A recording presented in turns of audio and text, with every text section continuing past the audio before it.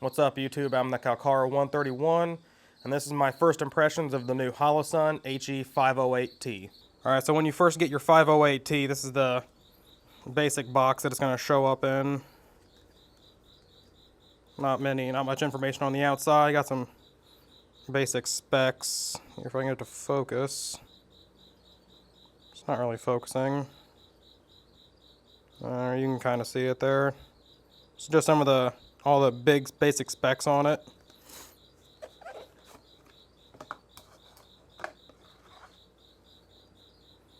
And okay. First thing you're greeted with is a user manual.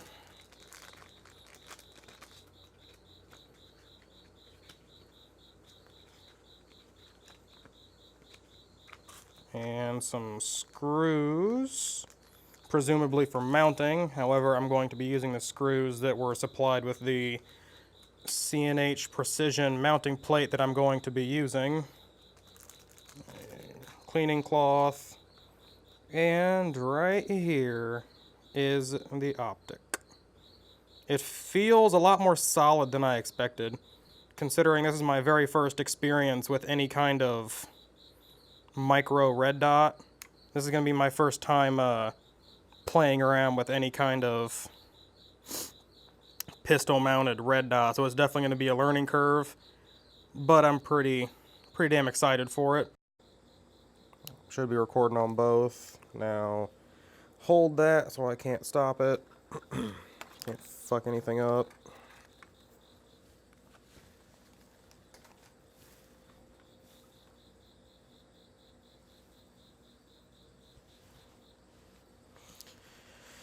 Shove it all in my pocket. Alright, now. This is going to be just the sort of spec section. So what is the 508T? Well, the 508 is largely just, from what I understand, an upgrade and an update of the 507C that Holosun released not too long ago, about a year or so ago.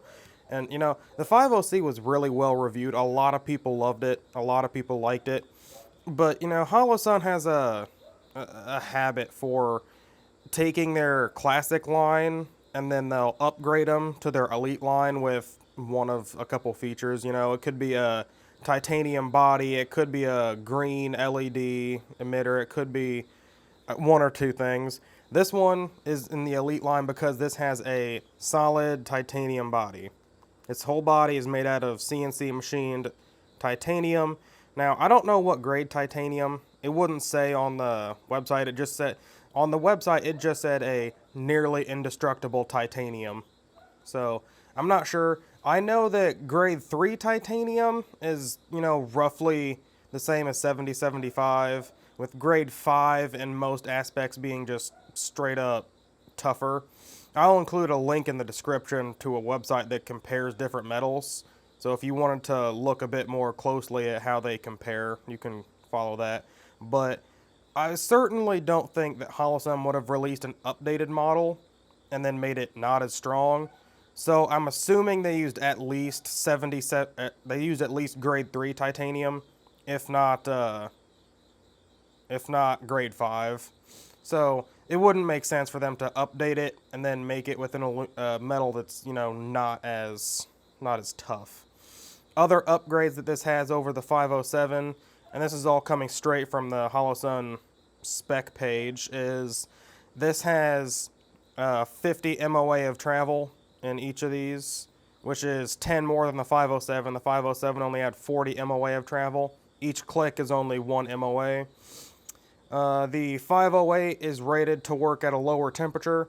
So this here 508, this is rated to work at negative 40 degrees up to 140 Fahrenheit. And that is compared to the 507, which is only negative 22. So if you're in the Arctic Circle, pick the 508. The dimensions and the weight are the only other thing I could really see that was any difference. So the 508 here is 1.78 inches long, and both wide and tall it is 1.15 inches. and that's compared to the 507, which is 1.8 by 1.2 by 1.6. So in every dimension, this 508 is just a little bit smaller, and the weight kind of reflects that. I don't know if it's because they use titanium, which, you know, is kind of one of the things about titanium is it's stronger but lighter. So it could be that. It could be because it's slightly smaller in all dimensions, but this 508 only weighs 1.76 ounces. This is a little bit lighter than the original 507. Other features, it has the same exact mounting footprint as the venerable Trijicon RMR, which is convenient. The window size is exactly the same size as the 507, and they are both rated for IPX8 rating, so they should be good down to a meter plus of water immersion. While we're talking about water immersion, it has 2 drainage holes on it. You should be able to see right there at the edge of the screw hole. There's 2 holes right there. Those are for draining water in there. I'm not sure how much it's going to do if it's, you know, has a screw in it, but hey, it's there. And last feature really is battery life, which, you know, is insane. These things are rated up to 100,000 hours using the CR2032 battery and the solar panels. So, you know, incredible battery life. So most of you that have looked into Holosun have probably heard of some of the key features they include in a lot of their optics, and this little 508 has quite a few of them. First off, it has their solar backup, which it sounds good on paper, but realistically, I'm not going to use it. The reason for that being, when you hold down the plus button for 3 seconds, the reticle will flash, and that's how you know you have entered the auto or manual mode. In the auto mode, it does use ambient lighting to run the optic, if it's tough enough, or if there's enough light. If it's not, and it's too dim, not enough sunlight, whatever, where you are, it'll just use a 2032 battery, which sounds great, and it'd be cool if they could just institute that feature, but in the auto mode, it also auto adjusts the reticle, which I'm not a fan of. You know, if you're somewhere shaded or dim, you're shooting somewhere light, it's gonna auto adjust that reticle because where you are is dim, and when you have your reticle out wherever you're shooting, it's gonna be washed out. Or another way to think of it, if it's mounted up on a home defense gun, you pick it up, if it's in the middle of the night, it's gonna be dark. That reticle is not gonna be very bright. What's gonna happen whenever you turn on a weapon light to identify whatever you heard? Well, you're not gonna have a reticle, because it's not gonna be adjusted to the light that you're putting out there. So I don't like that feature. It'd be cool if they could just institute just the solar part and not the auto adjusting reticle, but it is what it is. In the manual mode, I guess, it's just a manual adjustment. Press the up and down buttons to adjust how bright it is. Other features that it has, shake awake technology. So and you can adjust it between 1 hour, 4, 12, or turned off. But when this detects no movement at all, it'll turn the reticle off.